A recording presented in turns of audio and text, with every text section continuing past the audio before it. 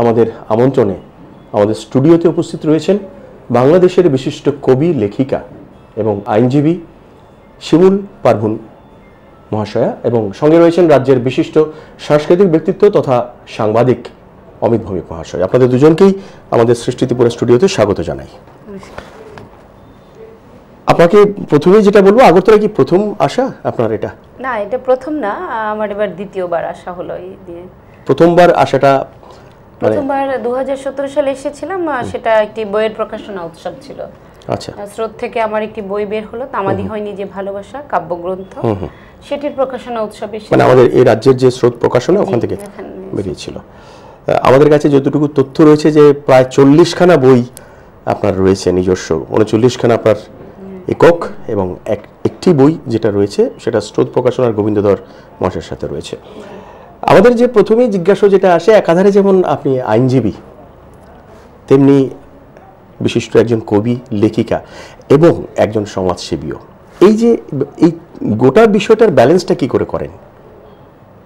আসলে আমি সবসময় যে কথাটা সবাইকে বলি যে আমি কাজকে খুব ভালোবাসি, সুতরাং কোনোটার সাথে কোনোটা বাধা হয়ে দাঁড়ায় না কখনো।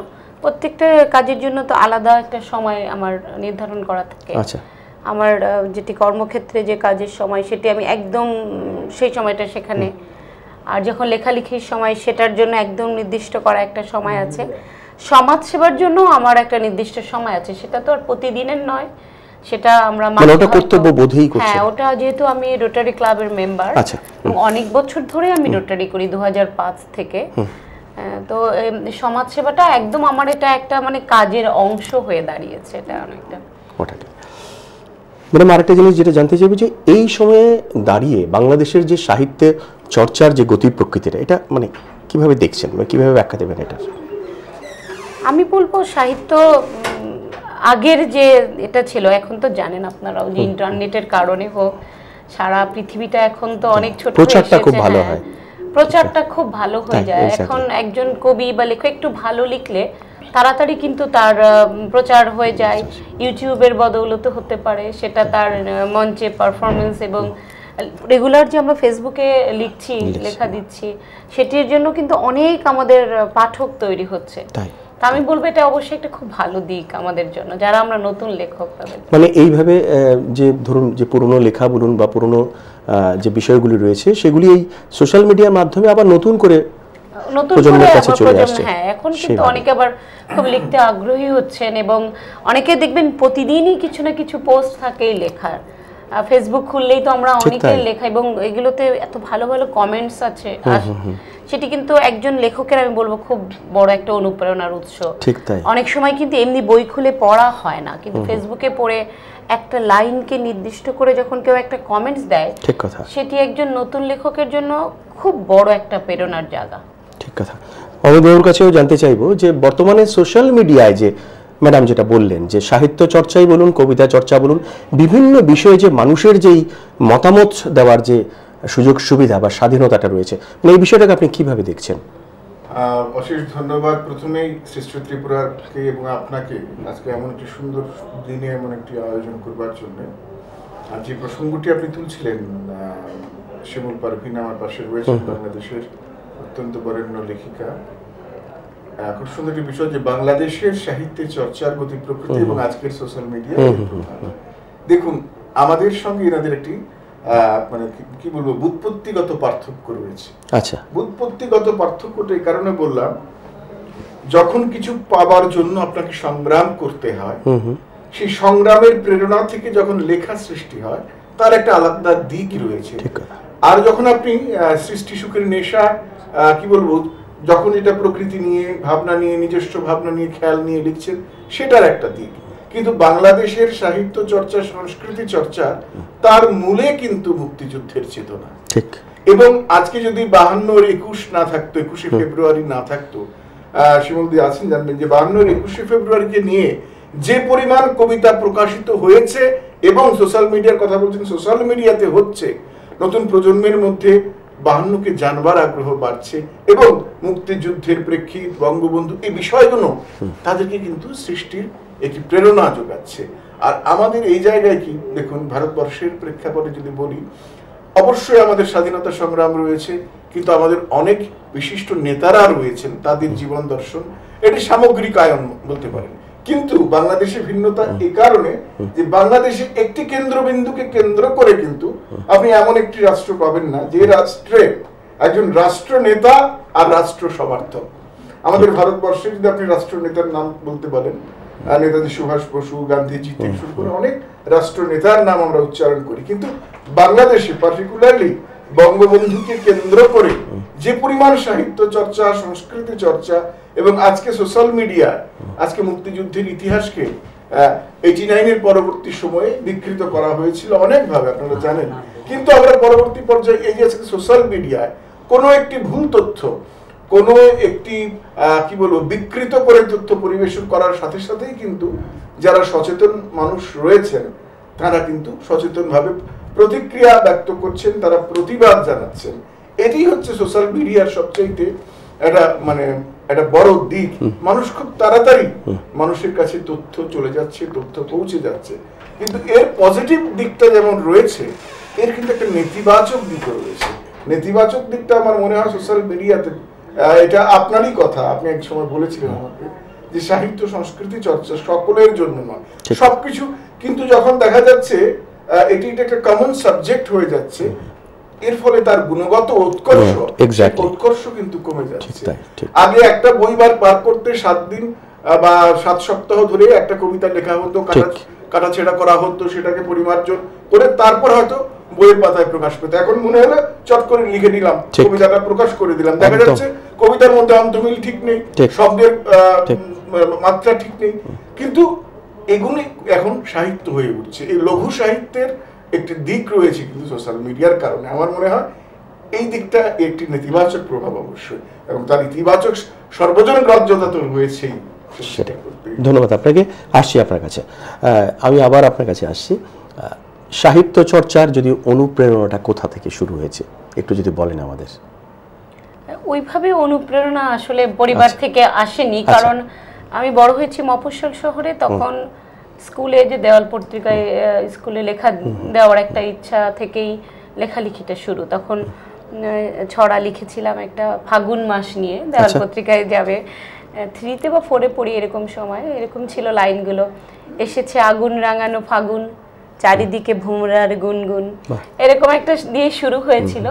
তারপরে আমি লোকাল একটা পত্রিকায় লেখা দিতাম, সেটিও খুব ছোটবেলায়। কিন্তু আনুষ্ঠানিকভাবে লেখাটা শুরু হয়েছে 2011 সালে, বই আকারে এসেছে আমার, এবং বাংলাদেশের একজন খুব বড় প্রকাশক আমার প্রথম লেখাটা প্রকাশ করেছে। এটা অয়ন প্রকাশন, অনন্যা থেকে আমার প্রথম বই, বাচিক শিল্পের প্রথম পাঠ এসেছিল। পাশাপাশি এই লেখালেখির পাশাপাশি সমাজ সেবাটাও আপনি খুব ভালো করেই মেনটেন করছেন নিজস্ব জীবনে, এটাকে একটা কর্তব্যবোধ, দায়িত্ববোধে এগিয়ে নিয়ে যাচ্ছেন। এই সমাজ সেবার ক্ষেত্রে আপনার কি মানসিকতাটা কাজ করছে?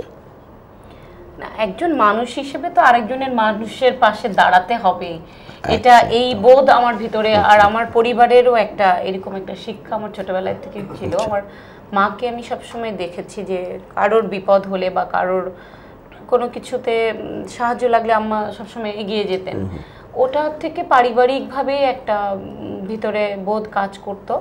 তারপরে ছোটবেলায় স্কুল জীবন শেষ করে আমি রোটার করতাম। আচ্ছা, তখন রোটার ছিলাম বেশ কয়েক বছর। তারপরে আবার দেশের বাইরেও চলে গেলাম, ওখানেও আমি একটা কোর্সও করেছিলাম সমাজ সেবার উপরে, ছোট করে 3 মাসের একটা। কোথায় সেটা? সেটা হচ্ছে ব্রিকলেনে, ওখানে সোশ্যাল অর্গানাইজেশনে ওরা কিছু যারা নতুন যায় ওদেরকে কিছু ট্রেনিং দেয়, চাকরি পেতে সুবিধা হয় এগুলো, এই ট্রেনিংগুলো নিলে। তারপরে বাংলাদেশে আবার যখন লন্ডন থেকে আমি ব্যাক করলাম, তখন আমার মনে হলো যে রোটারি করলে আমার জায়গাটাও, ক্ষেত্রটাও বাড়লো, এবং আমার যা আমার করতে ইচ্ছা করে সমাজসেবা, সেগুলো আমি একটা প্ল্যাটফর্ম পেয়ে যাব। সো সেই রোটারিতে জয়েন করার পরে এটা তো আমাদের একটা কাজেরই অংশ। আমাদের ক্লাবের অনেক প্রজেক্ট থাকে, আমরা অনেক কিছুই করি, অনেকগুলো। বিশেষ করে আমি প্রায় 10 বছর ধরে একটি ম্যাটারনিটি হাসপাতালে আমি মাদার অ্যান্ড চাইল্ড কেয়ারের একটা প্রজেক্ট করি। সেটা হলো নবজাতক শিশু এবং প্রসূতি মা যারা একদম দুস্থ, যাদের খাবারও ঠিকমতো পায় না, যেসব মা, তাদেরকে প্রতি মাসে আমরা একটি পুষ্টি বক্স দিই এরকম বড় করে, তাতে প্রায় বাংলাদেশ টাকার 2000 টাকার ফুড থাকে, সেটার মধ্যে চাল, ডাল, দুধ, চিনি, এই যা যা লাগে মানে নবজাতক শিশু এবং প্রসূতি মাদের জন্য। এই প্রজেক্টটা আমি 10 বছর ধরেই করছি, আমি এবং আমার সাথে আমি আমার আরো কয়েকজন রোটারিয়ান ফ্রেন্ডকে নিয়ে আমরা 10টা ক্লাব মিলে এটা করি। 20,000 টাকার খাবার 10 জন মাকে দিয়ে করছি প্রতি মাসে। হ্যাঁ, আর আমার নিজের বাড়িতে আমি করি যে পাড়ার মহিলাদের যে একটা মানে বেসিক এডুকেশন, যেটা পরিষ্কার পরিচ্ছন্নতা, তারপরে আপনার কিভাবে একটু সাক্ষরতা শিখবে, এটিও আমি প্রতি মাসে করি। এটার নাম জাগো নারী জাগো, ওটি আমি নিজেই করি আমার সংগঠনের ব্যানারে, প্রতিধ্বনি ব্যানারে করি। বাহ, আসছি আপনার কাছে। অমিতবাবু, বর্তমানে বাংলাদেশ এবং এই যে ভারত, এদের মধ্যে যে এই যে সাংস্কৃতিক বিনিময়টা একটু বেড়েছে বলে মনে হয়, সেই ক্ষেত্রে আপনার কি যুক্তি? খুব সুন্দর একটি প্রাসঙ্গিক প্রশ্ন উত্থাপন করেছেন। প্রত্যেকটি বিষয়কে দেখবার আমাদের দুটি দৃষ্টিকোণ রয়েছে। এই গ্লাসে অর্ধেকটি জল রয়েছে, আপনি বলবেন অর্ধেকটি গ্লাস খালি, আমি বলবো অর্ধেক গ্লাস পূর্ণ। ঠিক, দুটোই কিন্তু সঠিক, একদম ঠিক। তো আপনি যেমন বলছেন এই সাংস্কৃতিক বিনিময়টি, তা আমি এর মধ্যে অবশ্যই ইতিবাচক দিকও রয়েছে, নেতিবাচক দিকও রয়েছে। ইতিবাচক দিক হচ্ছে এই দিকটা যে আজকে এখন ভিসা পদ্ধতি অনেক সহজতর হয়ে গেছে আগের চাইতে, এবং আমাদের বাংলাদেশে বন্ধু সরকার রয়েছেন ভারতবর্ষে, এ কারণে আমাদের মধ্যে পারস্পরিক আদান প্রদান, এবং বিশেষ করে আগরতলা বা যারা সীমান্তের খুব কাছাকাছি সংলগ্ন এলাকায় রয়েছেন তাদের সঙ্গে একটা কিন্তু বন্ডেজ তৈরি হচ্ছে, সাংস্কৃতিক বিনিময় বাড়ছে। এটি অবশ্যই একটি ইতিবাচক দিক, একটি শুভদায়ক দিক, কিন্তু এর একটি নেতিবাচক দিকও রয়েছে। নেতিবাচক দিকটি এ কারণে যে প্রশ্নটি মান্যতার প্রশ্ন। ব্যাপারটা কি হচ্ছে, ধরুন আজকে যারা সাহিত্য চর্চা করছেন ওপারে একটা জায়গায় রয়েছেন, বা এপারে যারা ধরুন একটা জায়গায় রয়েছেন, ওই জায়গার মানুষরা বুঝতে পারবেন কোন কারা এখন সিনিয়র লেভেলে কাজ করছেন, কারা জুনিয়র লেভেলে কাজ করছেন। বঙ্গবন্ধুকে নিয়ে ধরুন এই বছর 100টিরও বই প্রকাশিত হবে বাংলাদেশে। এর মধ্যে বেশ কিছু গ্রন্থ থাকবে ধরুন গবেষণামূলক প্রামাণ্য গ্রন্থ, আমাকে মার্জনা করবেন আমি, আবার এর মধ্যে এমনও কিছু বই থাকবে যেগুলি উচ্ছন্ন বৃত্তির বই, এই বই থেকে সে বই থেকে 4টা-5টা বই থেকে কালেক্ট করে একটা বই বানিয়ে দিলাম, এ ধরনের লেখকও কিন্তু রয়েছেন উভয় ক্ষেত্রে। তো ওই ধরনের যখন লঘু সাহিত্য বা লঘু চেষ্টাগুলি হচ্ছে, সেগুলিকে কিন্তু আমি এপারে বসে বুঝতে পারবো না কে কোন মান্যতায় রয়েছে। কিন্তু সোশ্যাল মিডিয়ার কারণে ব্যাপারটা অনেক বেশি ইজি হয়ে যাচ্ছে, রিলেশনটা বাড়ছে। কিন্তু পাশাপাশি আমাদের এটাও মনে রাখা উচিত, মাঝে মাঝে দেখি একটা ব্যাপার মানে খুব বিষয় হয়ে দাঁড়ায়, মানে আমাকে খুব আহত করে। সেটি হলো আজকে দেখুন উনি কবিতা লিখছেন একটা দীর্ঘ সময় ধরে, এই বিষয়টিকে আমাকে প্রাণিত করে। আমি কখনো কবিতা লিখবার দুঃসাহসও করি না, চেষ্টাও করি না, এটা সত্যি কথা। কিন্তু আমাকে ঔপন্যাসিক হতে হবে, আমাকে সাহিত্যিক হতে হবে, কবি হতে হবে, এই সব জায়গায় তো একটি ব্যক্তি পারদর্শী হতে পারে না। এর ফলে কি হচ্ছে, সেই সৃষ্টির যে গুরুত্বটি তার ওজস্বতা হারাচ্ছে। এই আর ওই বললাম বিনিময় হতে গিয়ে বিনিময়টি যাতে যথাযথ হয়, প্রকৃত অর্থে গুণী মানুষরাই যাতে সেই জায়গাগুলিতে আসতে পারেন বা বিনিময়ের মাধ্যম হতে পারেন। আজকে ধরুন ত্রিপুরা রাজ্যের একটি 6 মাস ধরে কবিতা লিখছেন, আমি একটা কথার কথা উদাহরণ দিলাম, তার কবিতার এখনো অনুপ্রাস কি তিনি জানেন না, শব্দের অন্তমিল কি জানেন না। তিনি চট করে বাংলাদেশে কোনো একটি বড় অনুষ্ঠানে গেলেন ত্রিপুরার প্রতিনিধি হিসেবে। ত্রিপুরা সম্পর্কে, ত্রিপুরার সাহিত্য সংস্কৃতি চর্চা সম্পর্কে কিন্তু একটি নেতিবাচক ধারণা তৈরি হবে, এখানকার মানবোধক এই পর্যায়ে রয়েছে। আসলে বিষয়টি কিন্তু এ কারণে হয়নি, যে কারণবশত হয়েছে এই বিষয়গুলিকে আমাদের একটু প্রতিহত করতে হবে। আমার মনে হয় যেমন সঞ্জিতা খাতুন বাংলাদেশের রবীন্দ্রসঙ্গীত চর্চা একটি নাম, কি বলবেন, কিন্তু আমরা দেখছি এমন অনেকেই রয়েছেন যারা 3 বছর 4 বছর কি 5 বছর রবীন্দ্রসঙ্গীত চর্চা করছেন।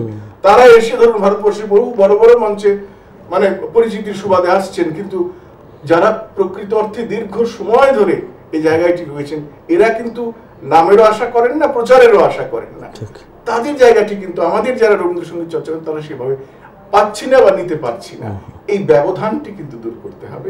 এক্ষেত্রে আমাদের উভয় দিকেই কিন্তু আমাদের একটু শক্তভাবে, কঠোরভাবে মনোভাব পালন করতে হবে। এটি আপনার সঙ্গে আমি আপনাকে বলি যে আপনার মানে বিচারের মধ্যে এই মান্যতাটা রয়েছে, কাকে কতটুকু কোন বিষয়কে কিভাবে প্রণিধান সেটা করাটা উচিত, সেটা করাটা আমার মনে হয়। এটা একটা খুব সুন্দর জিনিস বলেছেন যে যখন একটা দেশ আর একটা দেশের সাহিত্যিক বা কবি সম্বন্ধে জানতে চায়, বুঝতে চায়, সেই ক্ষেত্রে আমাকে অসম্ভব সচেতন হতে হবে এবং আমার যে আবেগতাড়িত যে শিক্ষা বা আবেগতাড়িত যে প্রচেষ্টা, সেটার উপরে কিন্তু অন্যরকমভাবে মানে উষ্টায়ন যদি বলি আমি, সেইখানে আমাকে সেইভাবে করি, কারণ তখন আর আমি কোনো সাহিত্যিক হিসেবে বিবেচ্য থাকি না, আমি তখন একটা দেশের প্রতিনিধি হয়ে একদম, মানে আমাকে যখন একটা দেশ অভ্যর্থনা জানাবে তখন আমাকে বাইবেলে অভ্যর্থনা জানাচ্ছে না, ভারত থেকে এসছে, বা আমরা যখন কাউকে অভ্যর্থনা জানাবো তখন বাংলাদেশ থেকে এসছেন বিশিষ্ট কবি, বিশিষ্ট লেখিকা।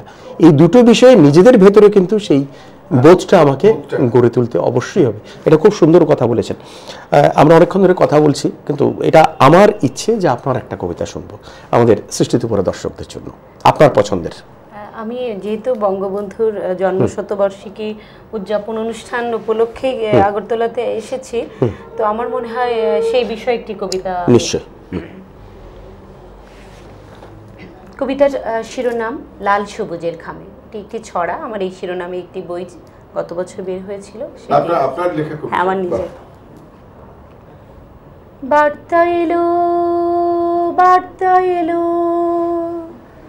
লাল সবুজের খামে জন্মেছেন এক মহামানব টুঙ্গিপাড়া গ্রামে, জন্মেছেন এক মহামানব টুঙ্গিপাড়া গ্রামে। বার্তা এলো, বার্তা এলো, লাল সবুজের খামে জন্মেছেন এক মহামানব টুঙ্গিপাড়া গ্রামে। নদীর ধারে ছুটে ছুটে কাদা মাটি গায়ে মেখে শৈশব তার কাটে মধুমতির বাটে। কৈশোরেতে দেশের মাটি সবার চেয়ে প্রিয় খাঁটি। যৌবনেতে তিনি ছিলেন উদ্যমী এক নেতা, প্রতিবাদী মুখর হতেন, অন্যায় দেখতেন যেথা। দেশের শত্রু তার শত্রু, এই ছিল তার ব্রত। দেশকে তিনি বুকে নিলেন নিজের মায়ের মতো।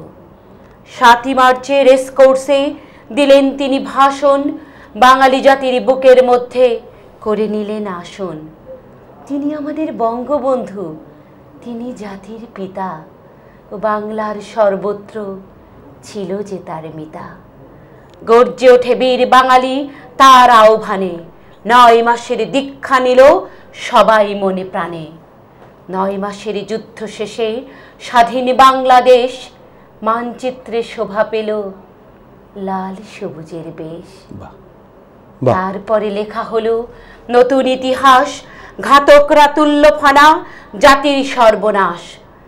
আগস্টের কাল রাতে বিশ্ব হতবাক, ধানমন্ডি ৩২-এ রক্তের সংলাপ।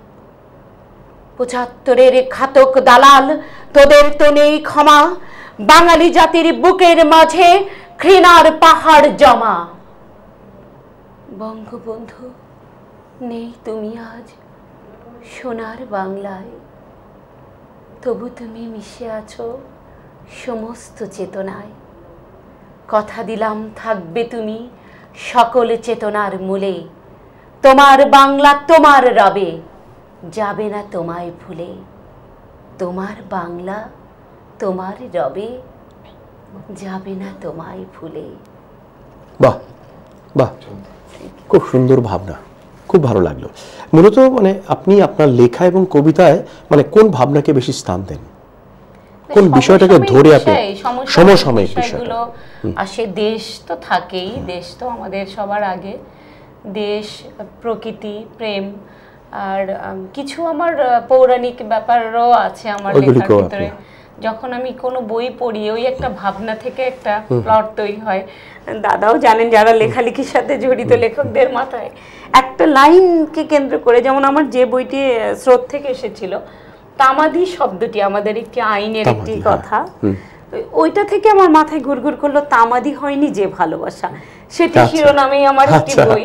তো ওটাই বললাম, লেখকের আসলে কখন যে কোনটা মাথায় আসে, কোন শব্দটা ওকে অ্যাট্রাক্ট করে, সেটাই এটা সত্যি কথা। এই বইটাই দেখেন, অসমাপ্ত জড়লাঙ্গা ছবি, এটা আমার কবিতার একটা লাইন থেকে একটা নেওয়া। এইটাই সেটাই। অসমাপ্ত জল রঙা ছবি, বাহ, খুব সুন্দর নাম। বাংলাদেশ এবং ভারতের যে সাহিত্য সংস্কৃতির এই যে বিনিময়ের মাসটা হচ্ছে মার্চ মাস, বঙ্গবন্ধুর শতবর্ষ উদযাপনের মাস। কিভাবে চলছে বাংলাদেশে এই উৎসবের আয়োজন, বা আপনাদের তরফ থেকে কোনো ব্যক্তিগত কোনো বিশেষ উদ্যোগ নেওয়া হয়েছে কি? হ্যাঁ, অবশ্যই। আমি তো মনে হয় এই আমাদের ত্রিপুরার আগরতলায় এই গতকাল যে অনুষ্ঠানটা হয়ে গেল, সেটি থেকে আমাদের সূচনা। এই জন্য এই অনুষ্ঠানটাকে আমরা বলছি একটা প্রারম্ভিক এবং ঐতিহাসিক একটা অনুষ্ঠানের আমরা অংশ হয়ে রইলাম। এটি কিন্তু আমাদের মনের ফ্রেমে এবং আমাদের স্মৃতির ফ্রেমে একটা বাঁধিয়ে রাখার মতো ব্যাপার। এবং কালকে মঞ্চে আমাদের এতজনের উপস্থিতি এবং যারা অডিয়েন্স ছিলেন রাত 9টা পর্যন্ত, এটি একটা অনেক বড় পাওয়া। ত্রিপুরায় যেটি সবচেয়ে ভালো লাগলো আগরতলাতে, এতক্ষণ ধরে মঞ্চে এতজন এবং অডিয়েন্সও সমানভাবে তারা ছিলেন। এটি কিন্তু একজন লেখকের, একজন আবৃত্তি শিল্পীর, একজন বক্তার অনেক বড় পাওয়া, যে ফুল অডিয়েন্স নিয়ে কথা বলছেন বা পারফর্ম করছেন।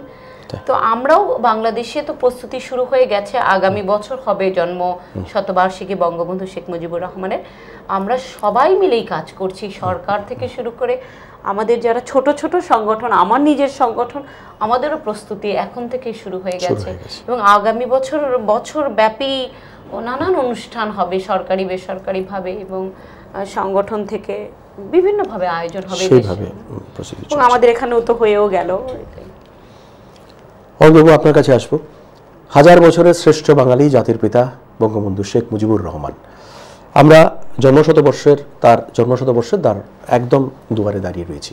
বিষয়টিকে কিভাবে দেখছেন আপনি? দেখুন, আপনার একটু আগে যে একটি প্রশ্ন করলেন, আমার ওই প্রশ্নটা আমার খুব প্রাণিত করলো, যে মার্চ মাস, এই মার্চ মাস কিন্তু তিনটি দিক আমাদের আলোকিত করে। এই মার্চেই জন্মেছিলেন তিনি, যার কথা বলছিলেন, যার চেতনা তাদেরকে চেতনায়িত করেন। সেই মার্চেই বাংলার বীর সন্তান একজন কবি ত্রিপুরা, তিনি লিখেছিলেন বাংলা একজন রয়্যাল বেঙ্গল টাইগার জন্মেছিল। সেই শেখ মুজিবুর রহমান জন্মেছিলেন। এবং এই মার্চেই দিদির কবিতায় যে লাইনটি উঠে এলো, যে 7ই মার্চের ভাষণ। দেখুন, এই 7ই মার্চে বঙ্গবন্ধু যে ভাষণটি দিয়েছিলেন, সেই ভাষণটি কিন্তু কোনো লিখিত আগে থেকে প্রস্তুতি ছিল না। এবং সেই ভাষণটি তিনি তাৎক্ষণিকভাবে 14-15 মিনিটের ভাষণ, সেটি তাৎক্ষণিকভাবে তিনি দিয়েছিলেন রেসকোর্স তথা সোহরাওয়ার্দী উদ্যান, যেটা আমরা বর্তমান সোহরাওয়ার্দী। এবং একটা সময়ের আমরা দেখেছি বাংলাদেশে সেই বঙ্গবন্ধুর ভাষণকে প্রকাশ্যে বাঁচতে দেওয়া হয়নি। এটা 68-69 এর পরবর্তী পর্যায়ে দীর্ঘ সময় ধরে মুক্তিযুদ্ধের ইতিহাস কিন্তু বিকৃত হয়েছে, বঙ্গবন্ধুর ভাষণকে প্রকাশ্যে নিষিদ্ধ ঘোষণা করা হয়েছে। কিন্তু দেখুন, সত্যকে আপনি কোনোদিন আটকাতে পারবেন না। ঠিক কথা। আজকে রাষ্ট্রসংঘ পৃথিবীর যে কয়টি ভাষণকে অনন্য দলিল প্রামাণ্য ঐতিহাসিক দলিল হিসেবে স্বীকৃতি দিয়েছে, তার মধ্যে একটি বঙ্গবন্ধুর ভাষণ। তো এই যে বঙ্গবন্ধু শুধুমাত্র যে পূর্ববঙ্গের মানুষদের জাগিয়েছিলেন তা নয়, সারা পৃথিবীর সকল অংশের মুক্তিকামী মানুষের কাছে বঙ্গবন্ধু একটি চেতনার নাম। পৃথিবীতে যারাই মুক্তি চায়, যারাই শৃঙ্খলতার আবরণ থেকে বেরিয়ে একটি স্বাধীন সত্তায় প্রতিষ্ঠা হতে চায়, বঙ্গবন্ধু তাদের কাছে আদর্শ। তা আমি মনে করি বঙ্গবন্ধু একটি নাম নয়, বঙ্গবন্ধু কোনো প্রতিষ্ঠান নয়। দিদির যে কথা, সে কথার সঙ্গে সুর মিলিয়ে বঙ্গবন্ধু একটি কলতান, বঙ্গবন্ধু একটি চেতনা, যে চেতনা যুগ যুগ ধরে মানুষকে চেতনায়িত করবে। আর শতবর্ষের দ্বার প্রান্তে যে কথাটি বলছেন, অবশ্যই শতবর্ষের দ্বার প্রান্তে এসে বাংলাদেশের যারা লেখালেখি করেন, বুদ্ধিজীবী সমাজ ত্রিপুরায় যারা রয়েছেন, একটি বিষয় অবশ্যই আমাদের মাথায় রাখা বাঞ্ছনীয়। যেভাবে করে আমরা দেখেছিলাম সেদিন বঙ্গবন্ধু বুঝেছিলেন, যখন দেশ বিভাগ হলো, দুটি প্রদেশ হলো, ধর্মের ভিত্তিতে যখন ভারত বিভাগ হলো, তখন পাকিস্তানের কে মেনে নিয়েছিলেন, বা একদল মানুষ মনে করেছিলেন যারা মুসলমান অংশের মানুষ, বাঙালি, যে হয়তোবা পৃথিবীর সমস্ত মুসলমান যদি একসঙ্গে থাকেন খুব ভালোভাবে থাকতে পারবেন, কারণ তাদের ভেতর সে ধর্মীয় জিগরিটা তুলে দেওয়া হয়েছিল। কিন্তু পরবর্তীকালে বোঝা গেল যে যখন উর্দু ভাষা চাপিয়ে দেওয়া হচ্ছে, যে আসলে তো আমাদের রক্তে আমরা বাঙালি, আমাদের অবিভাজ্য উত্তরাধিকার, সেখানে ধর্মের কোনো বেষ্টনী নেই। পূর্ববঙ্গের মানে একজন বাঙালি হিন্দু এবং বাঙালি মুসলিমের মধ্যে কোনো পার্থক্য নেই, কিন্তু পূর্ববঙ্গের একজন মুসলিমের সঙ্গে পাকিস্তানি মুসলমানের তাদের যে ভাষাগত সাংস্কৃতিকগত অনেক প্রভেদ রয়েছে, এই বিষয়টি থেকেই কিন্তু বাংলাদেশ নামক রাষ্ট্রের সৃষ্টি।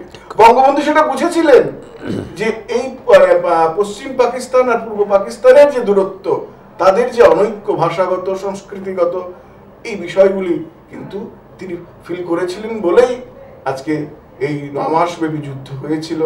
এবং 9 মাসব্যাপী মুক্তিযুদ্ধ, এই মুক্তিযুদ্ধের কথা উচ্চারণ করলে আমি ব্যক্তিগতভাবে ভীষণ গর্ববোধ করি। এই যে বারবার আমরা উচ্চারণ করছি বঙ্গবন্ধু, এই বঙ্গবন্ধু দিদি জানেন কিনা আমি জানি না, এই বঙ্গবন্ধু উপাধিটির নেপথ্যেও কিন্তু আমার এই শহর আগরতলা।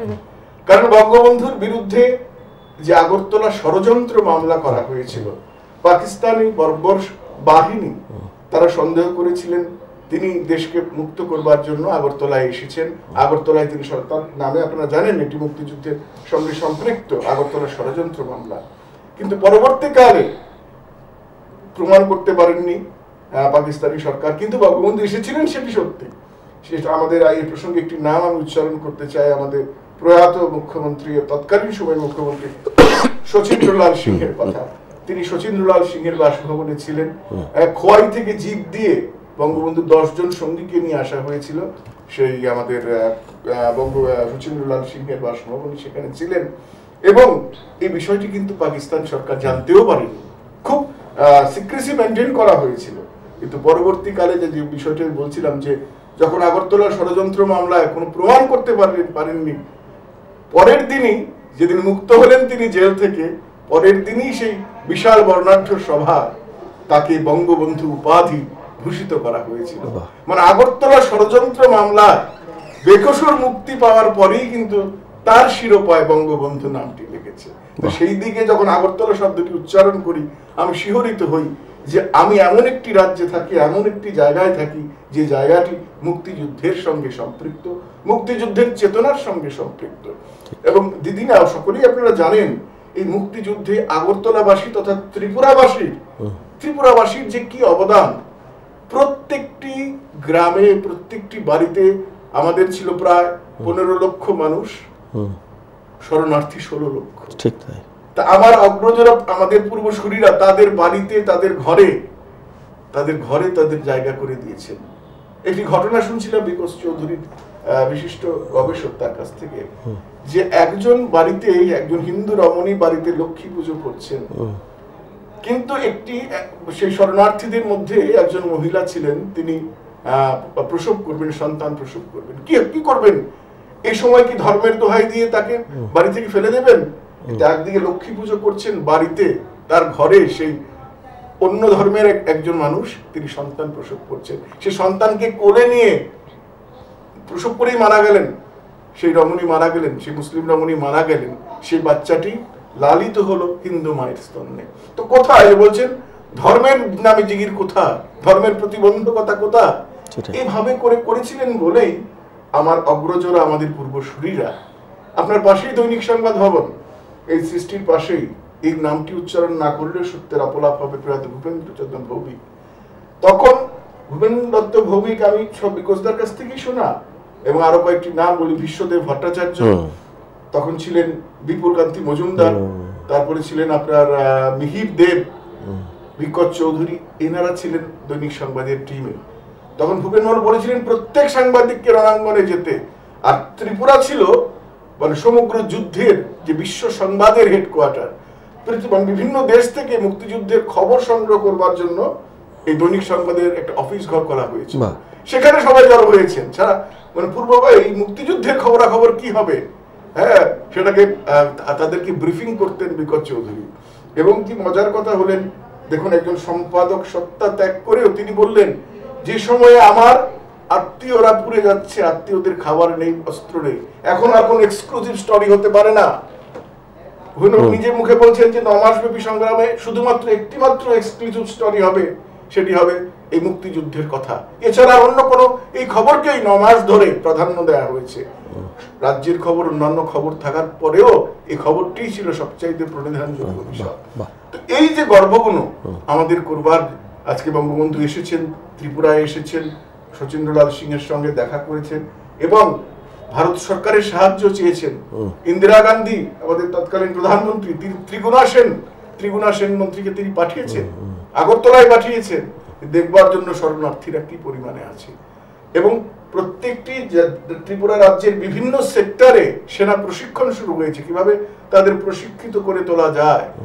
শুধু সেনা প্রশিক্ষণ নয়, এই যে আগরতলার জিবি হাসপাতাল, কথাটি বলছে কারণ যেহেতু আমাদের বাংলাদেশের মানুষ রয়েছেন, আপনারা আপনাদের অবগতির জন্য জানায়, আমাদের আগরতলার জিবি হাসপাতাল এই 9 মাসব্যাপী রক্তক্ষয়ী সংগ্রামে মানুষে মানুষে 6 লাখ শুধু মুক্তিযোদ্ধারা, তাদের পরিবাররা, তাদেরকে আশ্রয় দেবার জন্য, তাদেরকে চিকিৎসা করবার জন্য আমার রাজ্যের এই ভূমিকা করেছিলেন বলেই হয়তোবা আজকে আমরা গর্বের সঙ্গে ত্রিপুরাবাসী বলে গর্ববোধ করি। এবং আপনি যে বলেন, এই সময় দাঁড়িয়ে আমার মনে হয় বঙ্গবন্ধুকে আরো বেশি করে জানবার আগামী প্রজন্মের কাছে, কারণ মুক্তিযুদ্ধের গল্প শুনলে হবে না, এই যে ফিলটা আমার পূর্বপুরুষরা যে ফিল করেছিলেন আমার পড়শি দেশের প্রতি, যেমন আপনার একটি কথা অনলাইন রয়েছে, আরশি কথা, আর মানে আরশির মধ্যেই তো আমরা পড়শির মুখ দেখি। আমাদের যে হৃদয়ের আরশিতে আমার পড়শির বেদনাকে বুঝেছিলেন যেভাবে, আমার পূর্বসূরীরা আজকের প্রজন্ম বই পড়ে সেই ফিলটা করতে পারবে না। আমার মনে হয় বঙ্গবন্ধুর শতবর্ষে সেটি করা উচিত মানুষের মধ্যে, আগামী প্রজন্মের মধ্যে, তাদের কাছে যদি সেই ফিলিংসটি, সেই সহানুভূতি, আমার পার্শ্ববর্তী রাষ্ট্রের মানুষের প্রতি ভালোবাসা, আমরা গেলে ওনারা যেভাবে ভালোবাসেন বা ওনারা আসলে আমরা যে ভালোবাসাটা ফিরিয়ে দেওয়ার চেষ্টা করি, আগামী প্রজন্ম বা কামিং জেনারেশন কিন্তু সেটা সেভাবে ফিল করছে না। এটারও একটা চক্রান্ত চলছে। ভারতবর্ষে যেমন চক্রান্ত রয়েছে, বাংলাদেশেও চক্রান্ত রয়েছে। বাংলাদেশ স্বাধীন হয়ে গেছে, আমাদের ভারতবর্ষ স্বাধীন, তার মানে কোনো চক্রান্ত নেই না। তৎকালীন সময়ে সেই পূর্ব পাকিস্তানের থেকেও কিছু অংশের মানুষ চেয়েছিলেন বাংলাদেশ নামক রাষ্ট্রের যাতে গঠন না হয়। তারা পাকিস্তানের সেই বর্বর বাহিনীর সঙ্গে হাত মিলিয়েছিলেন। তারা আজও চায় ভারত এবং বাংলাদেশের মধ্যে যাতে সম্প্রীতি না থাকে। ভারত এবং বাংলাদেশের সম্প্রীতি বন্ধনকে ছিন্ন করবার জন্য নানা কৌশলে নতুন প্রজন্মের মধ্যে বিষ ঢুকানো হচ্ছে। আমাদের মাননীয় প্রধানমন্ত্রী শেখ হাসিনা সর্বতভাবে চেষ্টা করছেন একটি সুন্দর সার্বভৌম রাষ্ট্র উপহার দিতে, কিন্তু তারপরেও কিন্তু এই ছোট ছোট যে মানে বিষধর বিষাক্ত ফণাগুলি কিন্তু, জানি না আমার সঙ্গে শিমুল দিয়ে একমত হবেন কিনা, উভয় রাষ্ট্রেই কিন্তু তারা কাজ করছেন, এই বিদ্বেষ ছড়ানোর চেষ্টা করছেন। মাঝে মাঝে ফেসবুকে অদ্ভুত ধরনের বিদ্বেষী, হ্যাঁ ওটা লক্ষ্য করছে, ঠিক তাই। সোশ্যাল মিডিয়ার একটু আগে বলছিলেন না, যেটা পজিটিভ তো পজিটিভই, একটা নকারাত্মক দিকও আছে যেটা বলছিলেন আপনি, এটাই একটু মাঝে মাঝে এমন বিষোদ্গার করে আমাদের সম্প্রীতিকে নষ্ট করার জন্য, ঠিক বলেছেন, ঠিক। এই বিষয়গুলি কিন্তু আমাদেরকে খুব আহত করে। ধর্মীয় পোস্ট অদ্ভুত রকমের, কেউ দিচ্ছেন উগ্র হিন্দু, সব থেকে বড় কথা কি অমিত বাবু, দিদি আমি যেটা বলছিলাম যে বাংলাদেশ কখনোই ত্রিপুরার কাছে একটা আলাদা দেশ ছিল না, দেশ নয়, এটা একটা পড়শি, এটা আত্মীয় স্বজনের বাড়ি, একটাই বাড়ি, এই উঠোন আর এই উঠোন, বাস। আমি যতটুকু জানি যে এখনো মানে বর্ডার এরিয়া এমন কিছু বাড়ি আছে বা নো ম্যানস ল্যান্ডের ওই আশেপাশে, যেখানে রান্নাঘর আর সবার ঘরের ভেতরেও এই বিষয়টা আছে, তাই না? তো সেখানে আমাদের কাছে বাংলাদেশ কথাটাতেই কিন্তু শিহরণ হয়, কারণ এই যে বাঙালি, মানে আজও বাঙালি শব্দটা নিয়ে আমরা গর্বিত থাকি। বর্তমান আজকে বাংলাদেশের প্রতি আপনার কথাতেই আসছি, বাংলাদেশের প্রতি আমাদের ভালোবাসা কেন কোনো ধর্মের কারণে নয়, না না না, আমাদের যে ভাষাগত সংস্কৃতিগত যে ঠিক তাই, সেটাই তো এই মিলটিকে যাতে না থাকে তার জন্য ছাদ একটাই, বাঙালি এক ছাদের তলেই তো আমরা, সেখানে কি করে দেশ ভাগ মানে কেন, এটা মেনে নেওয়া যায় না কখনো। খ্রিস্টিয়ান সংস্কৃতির মূলটা বুঝেছিলেন বঙ্গবন্ধু, ঠিক ঠিক। এই কারণেই 52তে ভাষা আন্দোলন হলো, আমরা দেখি 48 থেকে কিন্তু তিনি এতটাই সচেতন একজন মানুষ ছিলেন, একজন দৃঢ় চেতা ব্যক্তিত্ব। 48 বুঝে গেছিলেন যে এর ফল যে অবশ্যম্ভাবী খারাপ হবে, তখন থেকেই কিন্তু তিনি এই নতুন একটি রাষ্ট্রের, যে রাষ্ট্র হবে শুধুমাত্র এমন একটি ভূখণ্ড যেখানে বাংলা এবং বাংলা এর বাইরে কোনো অন্য কোনো চেতনা কাজ করবে না, ঠিক কথা, সেটি বুঝেছিলেন বঙ্গবন্ধু। খুব ভালো, খুব সুন্দর তথ্য এখানে দিলেন আমাদের দর্শক বন্ধুদের জন্য। আমাদের আরেকটু ইচ্ছে হচ্ছে যদি আপনাকে যখন পেয়েছি আরেকটা কবিতা শুনি আপনার পছন্দের। আচ্ছা, আমি তাহলে আমার নতুন বই থেকে মনে হয় একটা শোনাই। কবি ছাড়া ঠিক ঠিক ঠিক। আর কবিতাটা আমি একটু দেখেই পড়ি, কারণ নতুন কবিতার এটা আমার বাংলার ইতিকথা, একটু ছন্দের কবিতা। শোনেনি শোনেনি ভাই বোনেরা, শোনেনি দিয়া মন, সোনার বাংলার ইতিকথা করিব বর্ণন, আমি করিব বর্ণন। বঙ্গগৌড়ার পণ্য প্রাচীন জনপদ, বাঙালি জাতির গৌরব উজ্জ্বল ছিল যে সম্পদ, আহা ছিল যে সম্পদ। সমতা ঠরিকেল বরেন্দ্রর পলি মাটি, ফল ফসলে ছিল যে উর্বরার খাটি, আহা উর্বরার খাটি। তুর্কি এলো মুঘল এলো, এলো রে আফগান, বাংলায় তারা পেল যে অমূল্য সব ধন, আহা অমূল্য সব ধন। তারপর 200 বছর ইংরেজ শাসনের কাল, বাংলা আমার দুঃখিনী মা হলো বেসামাল।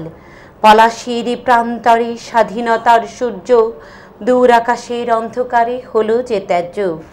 শাসন শোষণ বাড়ল আর বাড়ল নিপীড়ন, প্রতিবাদে সোচ্চার হলো বাংলার জনগণ। হিন্দু মুসলিম বৌদ্ধ খ্রিস্টান সব বিদ্বেষ ভুলে, দেশপ্রেমের হাতিয়ার নিল হাতে তুলে। ক্ষুদিরাম প্রীতিলতা আর সূর্য সেন অন্ধকার আকাশে প্রদীপ জ্বালালেন। বাঙালি বীরের জাত সবাই তিতুমির, ভয় করে না কোনো বাধা, ঊর্ধ্বে রাখে শির। সুভাষ বসু চিত্তরঞ্জন কৃষক নুরুল দিন, স্বপ্ন চোখে বাংলাকে করবেনি শোষণহীন। 47 ফিরিঙ্গিরা গেল নির্বাসন, 200 বছরের নৈরাজ্যের হলো অবসান। তারপরে পাকিস্তানের দুঃশাসনের কাল, বাংলা মা আবার যেন খুবই বেসামাল। ভাষার জন্য রক্ত দিলেন সালাম বরকত, বাঙালিরা ভয় পায় না লড়াকু এক জাত। তারপরে 71 বীরেরা দিলেন প্রাণ, সারা দেশে বেজে উঠল জয় বাংলার গান। 1000 বছর লড়াই করে আজও আছি টিকে, সংগ্রামী জাতির সুনাম তাই তো দিকে দিকে। ভিনদেশিরা যতই আসুক আমরা লড়তে জানি, দেশ আমাদের স্বর্গ সম, দেশকে মা মানি। ঘূর্ণিঝড় জলোচ্ছ্বাসে সামনে গিয়ে দাঁড়াই, সংগ্রামী হাত দুখানি দেশের জন্য বাড়াই। ইতিহাসের দীর্ঘ পথে ছড়িয়ে আসে সব, বীরের জাতি বাঙালি যে বিশ্বের গৌরব, বীরের জাতি বাঙালি যে বিশ্বের গৌরব। বাহ, দাদার কথার সুর ধরেই আমি সেই হিন্দু মুসলিম সম্প্রীতি সবগুলো বিষয় নিয়েই আর কি লেখা। আমি মাঝখানে একটু ইন্টারাপ্ট করছি যে বাংলাদেশের লেখক রয়েছেন, একটি বিষয় আমি বলতে চাই। 9 মাসব্যাপী মুক্তিযুদ্ধের অবদান হিসেবে ভারতবর্ষের অবদানের কথা বাংলাদেশ বরাবর স্বীকার করে। অবশ্যই অবশ্যই। কিন্তু যে বিষয়টি আমি আলোকিত করতে চাই সেটি হলো গোটা ভারতবর্ষের অবদান এর সঙ্গে কিন্তু ত্রিপুরার অবদান, যদিও ত্রিপুরা ভারতবর্ষের অংশ, সেটার কিন্তু মিল নেই। পশ্চিমবঙ্গের যে অবস্থান ছিল মুক্তিযুদ্ধে এবং ত্রিপুরার অবস্থান, দুটো অবস্থান এক নয়। এই বিষয়টিকে কিন্তু আলাদা করে দেখা হচ্ছে না আমার মনে হয়, এবং আপনারা যারা লেখালেখি করেন বাংলাদেশে হচ্ছে না, কিন্তু ওর বলাও যাবে না। আমরা কিন্তু এখনো সবসময় বলি এটা ত্রিপুরা আমাদের এই মুক্তিযুদ্ধের একটা তীর্থভূমি, আমরা এটা সবসময় বলি, এবং যে অবদানটা এটা তো কেউই অস্বীকার করতে পারবেই না। আমি যে জায়গাটা বলতে চাইছি যে শতবর্ষে মুক্তিযুদ্ধে ত্রিপুরার অবদানকে একটু আলাদা করে গুরুত্ব দেওয়া হোক, কারণ এর সঙ্গে যে নিবিড়তা বাংলাদেশের সঙ্গে ভারতবর্ষের তো সম্পর্ক ছিলই, কিন্তু আমারই রাজ্যের যে নিবিড়তা ছিল, এবং আপনি জানলে অবাক হবেন, এই যে আগরতলা ষড়যন্ত্র মামলা যখন বঙ্গবন্ধুর বিরুদ্ধে তাকে দোষী প্রমাণিত করবার জন্য যে আইনজীবী নিয়োগ করা হলো, সেই আইনজীবী নিয়োগের জন্য কিন্তু বার্তাটি পশ্চিমবঙ্গে যায়নি। কাকে আইনজীবী নিয়োগ করা হবে? ত্রিপুরায় খবর পাঠানো হলো কি হবে এই মামলার আইনজীবী। খবরটি গেল তৎকালীন আমাদের এখানকার একটি প্রথম দৈনিক সংবাদ, আপনি জানেন নাম, সেই জাগরণ পত্রিকার তৎকালীন সম্পাদক, তিনি নেই এখন, প্রয়াত জিতেন পাল এবং তৎকালীন মুখ্যমন্ত্রী কি বললাম আমাদের শচীন্দ্রলাল সিংহের কাছে খবরটি গেল। যে আগরতলা ষড়যন্ত্র মামলায় তাকে আইনজীবী নিয়োগ করা যায়, তখন ওনারা ভাবলেন পশ্চিমবঙ্গ থেকে একজন কাউকে দেবেন। তখন পশ্চিমবঙ্গের একজন আইনজীবী বললেন যে এ মামলায় ভারতের পক্ষ হওয়া উচিত নয়, যেহেতু মামলাটির সঙ্গে আগরতলা শব্দটি রয়েছে। তখন সেই আমাদের নীরজ চৌধুরী তিনি তখন বিলেতে, তার সঙ্গে যোগাযোগ করে সেই মহারানীর সেই ব্যারিস্টারকে নিয়োগ করা হলো এ মামলায়। মানে ত্রিপুরার অবদান যে কত দিকে ছিল, আমি এই কথাটি এই কারণে বললাম, ভারতবর্ষ সেটা অবশ্যই আমাদের স্পেশালি মনে হয় আগরতলার বিষয়টাকে একটু বিষয়গুলি নিয়ে যদি আপনারা সাহিত্যে বা আপনাদের এই বছর যে অনেক সৃষ্টি সম্ভার বের হবে, মুক্তিযুদ্ধে ত্রিপুরার অবদান, এটি আমার দাবি, এটি আমার আবদার, মানে এটা নতুন প্রজন্মের কাছে একটা বার্তা যাবে, এটা ঠিকই। আর আমাদের মানে এত ভালোবাসার সম্পর্ক দুটি জায়গার, তো আমার মনে হয় এটি আমাদের আসলে আমাদের লেখকদেরও তো একটা দায়িত্ব ছড়িয়ে দেওয়া। এবং ইতিহাসটা কিন্তু আমাদের সত্যি কথাই যে নতুন প্রজন্ম জানে না, আমাদের বেশি বেশি করে যদি আমরা প্রচারটা করি। আমার একটি সম্প্রতি বই এসেছে কাঁটাতারের বেড়া, আমি চেষ্টা করেছি উপন্যাসের মধ্যে যতটুকু আনা যায় মেলাঘরের সেই যে অবদান, সেই সময়ের মুক্তিযোদ্ধারা যেভাবে এখানে আশ্রয় পেয়েছিলেন, আর সেই পৃষ্ঠপোষকতা ওই সময় না থাকলে তো খুবই মুশকিল হয়ে যেত। আগরতলা শহরে আপনি জানেন, আগরতলা শহরে 12 ঘন্টার বন্ধ ডাকা হলো। সেই 25শে মার্চ থেকে ঘটনা শুরু হলো, 26শে মার্চ বঙ্গবন্ধু স্বাধীনতার আহ্বান করলেন, সম্ভবত 3রা এপ্রিল। এবং আগরতলায় বিধানসভায় প্রস্তাব পাশ করা হলো, বিধানসভায় সমস্ত বিরোধী এবং যারা দলের ছিলেন সকলে মিলে প্রস্তাব পাশ করলেন যে তাদেরকে সাপোর্ট করতে হবে।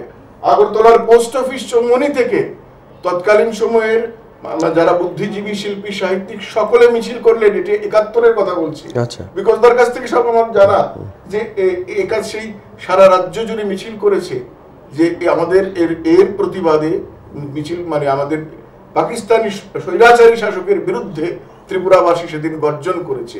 তো এই বিষয়গুলি যাতে সাহিত্যে স্থান পায়, এই বিষয়গুলি নিয়ে যাতে এই বছরটি অন্তত আরো বেশি করে যেন আমরা করতে পারি, আমরাও চেষ্টা করব। জ্বালানির ক্ষেত্রেও খুব সুন্দর একটা জিনিস ছিল, জ্বালানি শেষ হয়ে গিয়েছিল, সেই ক্ষেত্রে পেট্রোল পাম্প থেকে কিন্তু কোন রকম মানে বিনামূল্যে সে তেল সরবরাহ করা হয়েছিল, যাতে জ্বালানির অভাবে যাতে কোনো রকম কোনো অসুবিধা না হয়।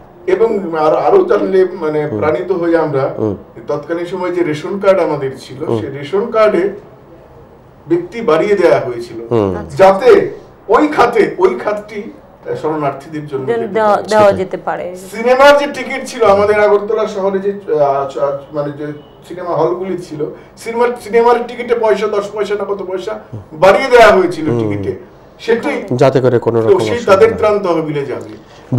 বিষয়টা কি হয়েছে, যখন একটা দেশ সমস্যায় পড়ে, সেই দেশ ধরুন স্বাধীনতা যেটা তার অধিকার, জন্মগত অধিকার, সেই স্বাধীনতার অধিকার ক্ষুণ্ণ হয়, তখন তার পেছনে অনেক আত্মবলিদান, অনেক মানে মরণ গাথা রয়ে থাকে। সেইখানে যে আমরা যে ওই দেশের স্বাধীনতার সংগ্রামে যে এই যে সহযোগিতার মনোভাবে থাকতে পেরেছি, এটা আমাদের কাছে একটা বিশাল গর্ব। এবং আমি আরো একটি দাবি জানাবো, প্রার্থনা জানাবো, পৃথিবীতে কোন একটি অঞ্চলে আরেকটি দেশের নামে পার্ক, আমার মনে হয় সম্ভবত এটি বিরলের থেকে বিরলতম নজির। ত্রিপুরায় আপনি হয়তো জানেন, ত্রিপুরার বিলোনিয়ায় চোত্তাখোলা মুক্তিযোদ্ধাদের স্মরণে একটি পার্ক করা হয়েছে। আপনি যদি সেই পার্কে প্রবেশ করেন, আপনার মনে হবে বাংলাদেশের একটি ক্ষুদ্র সংস্করণ। সেখানে বঙ্গবন্ধু দাঁড়িয়ে খুব সুন্দর করা হয়েছে 7 মার্চের সেই আঙুল তুলে। তো এই জায়গাটি এত সুন্দর একটি পার্ক, শুধু মুক্তিযোদ্ধা এবং বাংলাদেশের মুক্তিযুদ্ধের স্মৃতি বিজড়িত। আমাদের বর্তমান মন্ত্রী, তৎকালীন সময়ের পররাষ্ট্রমন্ত্রী দীপুমণি, তিনি এটি উদ্বোধন করেছিলেন।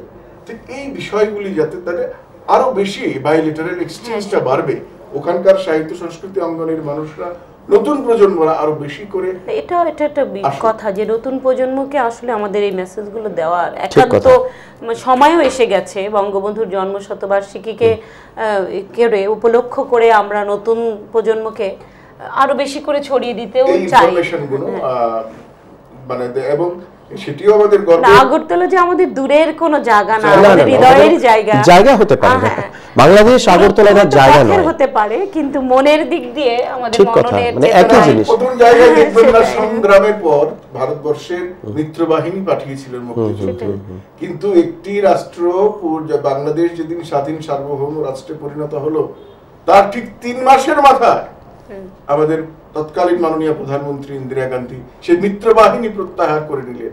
এখনো এমন বহু দেশ রয়েছে যে দেশে কিন্তু এখনো মিত্রবাহিনী কবজায় রয়েছে। এই যদি ভালোবাসার সম্পর্ক না থাকতো, এই যদি ক্ষমতা দখলের হিংসা থাকতো, তাহলে তো মিত্রবাহিনী হয়তো আজও থাকতো। এখানে মানবতার জয়গাথাটাই উঠে আসে সবকিছুতে। দুই দেশের ভেতরে যে মানবতার জয়গাথা, এটা মানবতারই জয়গাথা, আর কিছু নেই। যে কোনো ভাবেই হোক, কবিতা বলুন, সাহিত্য চর্চা বলুন, আমার অনুভব বলুন, সবকিছুতেই আমরা কিন্তু এই একে অপরের ভেতর যে পারস্পরিক যে একটা মানে আত্মিক দিক রয়েছে, আত্মীয়তা রয়েছে, সেই বিষয়টা প্রতি মুহূর্তে উঠে আসছে। এবং যে কোনো অনুষ্ঠানে বলুন, সব জায়গাতে এই জিনিসটি আমরা বারবার শুনি, এটাই আমাদের ভালো লাগে। করে যখন উপরে যায়, ভিসার কিছু রুলস রয়েছে, বা আপনি যখন বাংলাদেশ থেকে অন্য দেশে যাবেন, অনেক নিয়ম মানতে হয়, কিন্তু অনেক ক্ষেত্রে দেখা যায় বহু নিয়ম শিথিল হয়ে যায়। শিথিল হয়ে ভিসা শেষ, পরের দিন বাচ্চা নিয়ে আসবে, না দেখে তাকে করা হচ্ছে, কারণ এটি বাংলাদেশ এবং ত্রিপুরার মধ্যে প্রযোজ্য না। এই নীতি প্রযোজন, এটি মানবাধিকার দিক থেকে এই জায়গাটি কিন্তু এই মানে আমাদের যা আখাউড়া বলুন বা আপনাদের কুমিল্লার যে জায়গাটি রয়েছে সীমান্ত, সেই সীমান্তে আমার মনে হয় অন্য যে কোনো সীমান্তের চাইতে এই সীমান্তগুলিতে একটা মানে হৃদয়ের সম্পর্ক কাজ করে। ওনারা প্রশাসনিক দৃষ্টিকোণটাকে একটু আলাদা করে রেখেও এই বিষয়গুলোকে গুরুত্ব দেন। সেটা একটা সেটাই তো দাদা বলছিলেন, সবকিছু সীমান্তে দাঁড়িয়ে আকাশটা একই লাগে, সীমান্তে দাঁড়িয়ে ভূমিটাও একই লাগে, সেই সবুজ। তাই আমরা অনুষ্ঠানের প্রায় শেষ পর্যায়ে পৌঁছে গেছি। আপনার আরেকটি দিকের কথা উল্লেখ না করলেই নয়, আমাদের কাছে যতটুকু তথ্য রয়েছে আপনি নৃত্যকলায়ও যথেষ্ট পারদর্শী। না, পারদর্শী ঠিক না, ছোটবেলা থেকে মফস্বলে বড় হয়েছি তো, স্কুলে করতাম, কিন্তু আনুষ্ঠানিকভাবে মানে নাচটা যে আমি পারি বা এরকম একটা কিছু নিয়ে ভাবনাটা আমার ইংল্যান্ড থাকাকালীন হয়েছিল। ওখানে আমি একটি বাচ্চাদের একটি সংগঠনে আমি ওয়ার্কশপ করানোর সুযোগ পেয়েছিলাম, ভালো, খুব পেমেন্টও ভালো পেতাম। তখন আমার মনে হলো যে আসলে আমি যেভাবে শিখে এসেছি নিজের মতো কোটা আর করা যাবে না। তখন আমি ভালোভাবেই শিখেছি একজন স্যারের কাছে, এবং আমি খুব লাইব্রেরিতে তখন ব্যাকরণগুলো জানার চেষ্টা করতাম, মুদ্রাগুলো কেমন, কোনটার নাম কি, সবকিছু তখনই আমি প্রপারলি মানে শেখাটা। এই যে জানার অনুসন্ধিৎসাই আপনাকে সংস্কৃতির যে বৃত্তটা আছে, এই বৃত্তে থাকা সবকিছুর ছোঁয়াই আপনি পেয়ে গেছেন সেরকম ভাবে। এবং আমার কাছে আজকে ভালো লাগছে একটা জিনিস, যে আমি এখানে বসে আলাপচারিতার অনুষ্ঠান উপস্থাপনা করি, আমি নিজে একজন বাচিক শিল্পী হিসাবে এই রাজ্যে জন্মাতে পেরেও গর্বিত বোধ করি, কিন্তু আমার সামনে কিন্তু একজন বাচিক শিল্পী বসা, যিনি একজন উপস্থাপিকাও, যিনি আমাদের কলকাতার যে স্যাটেলাইট মিডিয়া রয়েছে, কালার্স বাংলা এবং রূপসী বাংলা, খুব সম্ভবত দর্শক বন্ধুরা, উনি কিন্তু সেই চ্যানেলের নিয়মিত একজন উপস্থাপিকা। তো এটা আমাদের কাছে একটা গর্বের বিষয়, তাই না? আমি একজন উপস্থাপক আরেকজন উপস্থাপিকার সঙ্গে বসতে পেরেছি, এটার জন্য আপনাকে ধন্যবাদ জানাবো। কারণ আমার কিন্তু আসলে খুব ভালো লাগছে, কারণ আমার এই পাশে যে সুবক্তা, ওনার কথা খুব সুবক্তা শুনছি, আর আপনি যে সুন্দর করে উপস্থাপনা করছেন, সেটা তো আমার শেখারও আছে। বলুন বলুন। কিন্তু ভীষণ অতিথি বৎসল, বাংলাদেশে গেলে কিন্তু খুব ভালো করে আমাদের, এটা কিন্তু আমি বলে না, এটা সেটা আসলে আলাপচারিতার 1 ঘন্টা অনুষ্ঠানের ভেতর বাইরে গিয়ে আমাদের সেই অতিথি আপ্যায়নের বিষয়ে কথাবার্তাটা সংগ্রহ করতে হবে। এটা কিন্তু বাংলাদেশের, আমার মনে হয় বাংলাদেশ কথাটা মনে হলে এটাই প্রথমে মনে হয় অতিথি বৎসল। অতিথি বৎসল একটু ছোট্ট করে 1 মিনিট আমি তাদের অতিথি বৎসলতা প্রমাণ বলবার জন্য একদিন বাংলাদেশের একজন বিশিষ্ট কবি, তিনি আমাকে দাওয়াত দিয়েছেন দুপুরবেলায় খেতে হবে। আরেকজন কবি কি দিলতাজ রহমান আরেকজন, তারপর প্রথম জনের নামটা মনে করতে পারছি না, উনিও আমাকে দাওয়াত দিলেন যে ভাই খেয়ে যেতে হবে। তো আমি ভাবলাম রাতে তোমার এখানে খাবো, দিনের বেলা ওখানে খেলাম। তো দিনে খাওয়ার পর বাংলাদেশের একটি বড় প্রতিবন্ধকতা হচ্ছে তাদের যে জ্যাম, অসম্ভব জ্যাম, মানে এই জ্যামে মানে পার হওয়া মানে মনে হয় সে মুক্তিযুদ্ধের মানে 8 ঘন্টার রাস্তা 3 ঘন্টা শুনি আমি। হ্যাঁ, আমি রাতি বা 1:30 বেজে গেল, আমি ওনার ওখানে যেতে পারি। আচ্ছা, তো রাত্রিবেলা ফোন করে উনি দুঃখ প্রকাশ করলেন, সব খাবার রেখে দিলেন। পরের দিন আমি ট্রেনে চলে আসব, আমি সেটা আমার কোনো আত্মীয় নয়, আমার পূর্ব পরিচিত নয়, অনুষ্ঠানে গিয়ে আলাপ। আমাকে জিজ্ঞেস করলেন রাত্রিবেলা কটায় ফিরবেন, আমি 6:45-এর ট্রেন। আমি ভাবতে পারিনি কথাটি বলছি, উনি স্টেশনে নিয়ে এলেন এক বাটি সেমাই নিয়ে, হ্যাঁ, আর 2টো মিষ্টি নিয়ে, বলা ভাই বোনের ঘরে না খেয়ে চলে যাবে। এই কথাটি বলে আমার চোখের মানে জল চলে এসেছে যে এত ভালোবাসা, ঠিক তাই, এটার কোনো অর্থ দিয়ে মূল্যায়ন করা যাবে। এই ভালোবাসা জারি থাকুক আমাদের মধ্যে, এই ভ্রাতৃত্ব বোধ থেকে শুরু করে সমস্ত যে সম্পর্কের সব বোধগুলি আমরা আরো শক্ত করে আরো সুন্দর করে এগিয়ে যেতে চাই। সেখানে আপনাদের সহায়তা তো অবশ্যই, আপনাদের মতো গুণীজনদের যদি সেই ছোঁয়াটা থাকে, সাহিত্য বলুন মানে আপনাদের কি হয়েছে, আপনার অনেকগুলি দিক রয়েছে, সবকটা দিক যদি ব্যবহার করে এই সম্পর্ককে আরো সুন্দর করা যায় কোনোভাবে, সেটাই আমরা, সেটাই সবাই মানুষ, ওই যে মানবতার জয় হোক, সেটাই জয়গাথা আমাদের। আমরা অনুষ্ঠানের একদম শেষ পর্যায়ে আমাদের দর্শকদের জন্য, সৃষ্টি ত্রিপুরার দর্শকদের জন্য কি বলতে চাইবেন? আচ্ছা, একটি কথাই বলবো, যেহেতু দাদা আমাকে পরিচয় করিয়ে দিলেন যে আমি অতিথি পরায়ণ, আপনাদের সবাইকে আমন্ত্রণ এই সৃষ্টির মধ্য দিয়েই আমাদের বন্ধন আরো সুদৃঢ় হোক। বাংলাদেশে আসবেন, বাংলাদেশের মানুষ আসলে খুব অতিথি পরায়ণ, আমাদের খুব বেশি কিছু চাওয়ার নেই, ভালোবাসা ছাড়া আমরা কি বার চাই, এটিই চিরন্তন, এটিই থাকে, আর কিছু তো থাকে না আমাদের।